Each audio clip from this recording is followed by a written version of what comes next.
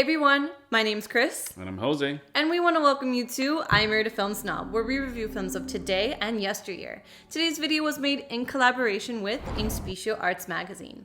So in today's video, we're going to be reviewing M. Night Shyamalan's recent release, Knock at the Cabin, starring Dave Bautista, Jonathan Groff, Ben Aldridge, Nikki Amuka Bird, Kristen Cui, Abby Quinn, and Rupert Grint. As always, stay until the end to see our ratings, and don't forget to leave your comment down below. Here we go, let's do it. Now here's a sentence I thought I would never utter in my life. M. Night Shyamalan tries to channel Andrei Tarkovsky, specifically The Sacrifice, and he surprisingly doesn't botch it completely, and instead delivers a solid and entertaining movie that is additionally layered with aspirations of deeper meanings about faith and belief. Shyamalan, as you may know, has had the most roller coaster and uneven career of a filmmaker working today. Now, some of his movies are just downright bad and completely self-indulgent in their unwarranted belief that they are genius conceits. But sometimes, he actually lands a film that is not only captivating, but also raises some interesting queries. This is one of his better efforts, and we were both pleasantly surprised. Yep. What raises this movie above Shyamalan's more mediocre fare are two things. First are the great performances from almost the entire cast. Dave Bautista and Kristen Cui playing the little girl Wen both especially shine through in handling their characters in convincing fashion. Now the second factor is the source material from which the movie is based, and the fact that Shyamalan shares screenwriting credit with not one, but two other writers in crafting the screenplay. So having Steve Desmond and Michael Sherman on board might be a blessing in disguise in not allowing Shyamalan to run off with his plot-twisty fixations. Mainly because they wrote the initial draft. So I'm sure there wasn't much room for Shyamalan to unnecessarily come in and tinker with things too much. The movie is based on the 2018 novel The Cabin at the End of the World by Paul G. Tremblay. So again, this is not an original idea by Shyamalan, and he didn't just bring in two other writers just to spruce up some script ideas. So the movie does feel like a true adaptation of solid source material. In the film, a family of three, Eric, Andrew, and their adopted daughter Wen, are vacationing at a remote cabin, but are suddenly held hostage by four strangers, who demand that they sacrifice one of their own to avert the apocalypse. The four strangers, led by Bautista playing Leonard, explain that they can't choose for them. The decision has to come directly from one of the three family members, and the execution also has to be carried out by one of them. Yeah, tough choice. Your family must choose to willingly sacrifice one of the three of you to prevent the apocalypse. Jonathan Groff plays Eric. Ben Aldridge plays Andrew, a gay couple who, in spite of some difficult life tribulations, have overcome obstacles and are now enjoying a happy life with their daughter Wen. Once captured, Ben and Andrew refuse to make such a callous decision and insist they will never pick. So each time, one of the four strangers confronts the family and declares that their choice has locked in a part of humanity's fate. And thanks to their visions and premonitions, they know that a mass casualty of the world will soon follow. Now, it's a whole trippy concept that asks us to go along and not question things too much, and thanks to the performances, it mostly succeeds. So we've established that the screenplay was a collaborative process, so let's talk about Shyamalan then as director and his directorial choices. He handles the camera well, and his selection of lenses and compositions within the frame are pretty good.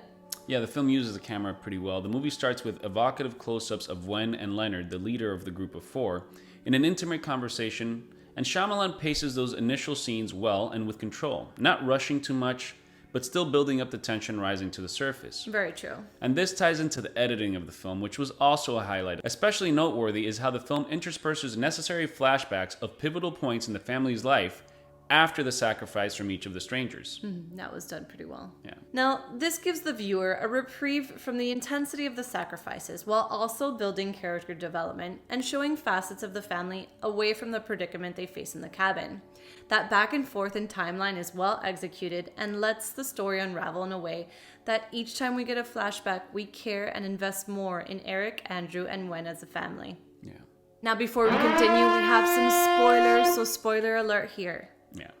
What the movie lacks is subtlety. Most obvious is the message of the film about belief and blind faith in spite of unlikely circumstances. The movie initially plays with the idea that these four strangers, Leonard, Adrian, played by Abby Quinn, Redmond, played by Rupert Grint, and Sabrina, played by Nikki Amuka Bird, are just crazy weirdos trying to fool the family into believing their silly tale of visions. Progressively, we start, like Eric, wondering if their craziness might actually be truth and if they are in fact harbingers of doom and death. So, with that, Eric comes to personify a person who's more open to spirituality and divine intervention, while Andrew remains the more rational and grounded flip side to their dynamic as spouses. And again, while not subtle, their struggle to accept or deny faith works within the constraints of the movie. The heavy-handed allegories to the four horsemen of the apocalypse from Christian scriptures are a bit telegraphed. But again, we get strung along with the notion that in spite of their normal appearance, they could have some divine intervention channeling through them. And as they gradually kill each other off with their makeshift weapons, we slowly realize they truly believe in their convictions. It's not an act. And maybe, just maybe, they have in fact been seeing visions of a catastrophic future. So in this way, the movie tasks us with placing ourselves in the shoes of Eric and Andrew and deciding which side we want to follow, rational thought or divine belief. The movie doesn't reveal too much as to why this particular family has been chosen to make this choice. There are very thin connotations of pure love trying to peek its head through, but overall, it's left intentionally vague as to why they were chosen. Yeah. And not revealing the why actually works because it forces Shyamalan to let us, the viewer, make up our own reasoning, and therefore not forcefully try to piece in some twist or something to shake and deceive us. Right. This family has been chosen, and that's it. And instead of focusing on the why, we're left to focus on their actual dilemma. Now, we both thought the casting choices provided some good swerves in the story that we did not see coming. For sure. So Shyamalan uses that angle with the casting to his advantage to actually surprise us. Casting Rupert Grint as one of the four strangers not only goes against the type of character we associate him with, but on top of it, he's the first character to be killed off. Yeah, in your mind, you figure Shyamalan's going to keep the Harry Potter kid around much longer because he's one of the more well-known actors in the movie. Right. But he's actually dispatched fairly early on, and it's surprising in that way. Pleasantly surprising. Yeah. Now, we haven't read the source novel, but based on the information online, the novel's ending is much bleaker and tragic compared to the movie version, which offers some hope in spite of everything that's happened. Apparently in the novel, in a scene where Andrew and Leonard are struggling over the gun goes off and Wen is accidentally killed. Additionally, Eric and Andrew decide not to sacrifice neither of each other and decide to face the apocalypse or whatever may come together. And while it might have been a more potent and bleaker finale, especially killing the little girl Wen would have deterred a wider audience appeal. So the movie's changed the ending in which Andrew and Wen survive, but Eric decides to sacrifice himself.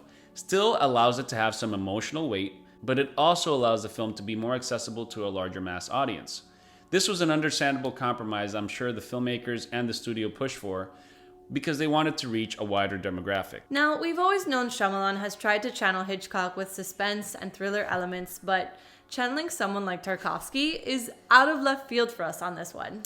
Yeah, I've said this before in the review of The Wonder, but any movie that ends with a burning house, especially a wooden house, in the middle of lush greenery, to show a spiritual cleanse or spiritual catharsis, is bowing down to Andrei Tarkovsky in the mirror, and most obviously, especially in this case, the sacrifice. Right, aptly. In both cases, the protagonist must make a difficult sacrifice to prevent the end of the world and save humanity. Now, this movie has watered down evocations of the sacrifice, but still aims for the same heady issues in spite of it being a commercial enterprise, stripped of the poetic layers Tarkovsky was known for. True. The artistic subtlety and finesse are gone, but the larger questions and ponderings remain. And that's at least an admirable attempt at reaching the ankles of an all-time great like Tarkovsky. Very true. Shyamalan is kept in check by an intriguing script, and he shines most in directing his actors and using his camera to keep us engaged. The movie, like many of Shyamalan's movies, paints itself into a corner, but in this case, he's able to wiggle out a satisfying ending that leaves us thinking after the movie ends. Now, making an audience continue to think about grander issues once they have left the theater is the testament of a good director, and this movie does accomplish that, even though it can never reach the loftier and artistically refined layers of the previous masters who influenced it. And now for ratings of the film. What would you give it? Probably give the film a 5 out of 10, mainly because I was actually surprised. I didn't think I was going to like it at all. I was thinking I was going to go in and hate it. Because, Shyamalan for me is usually very hit or miss, usually very miss. And in this case, I was actually pleasantly surprised in that I was expecting this, commercial effort of just another thriller of people in the woods and a cabin and people trying to break in and all that. Right, yeah. And while it is that, it does try. It sort of succeeds, it doesn't sometimes, in throwing in some layers that are not very subtle, but it throws them in to keep you thinking. It's not just a thrill ride of excitement and action. You know, there's stuff in there to kind of keep your brain going a little bit during the whole time this is happening. And I admire that. And I think, again, I would never think Shyamalan, of all people, would kind of try to go towards some of the ideas of someone like Tarkovsky, and faith and belief and blind faith. And again, he throws it in there. And he moves the camera well. I admire he moves the camera well. The acting is pretty solid from across the board. And contrary to what he's known for, there is a twist, but the focus is not so much on the twist. It's what gets the characters there. Yeah. And I'm glad that we don't ever get a clear explanation as to why this is happening and why this particular family. And I think that's important. Leave it vague.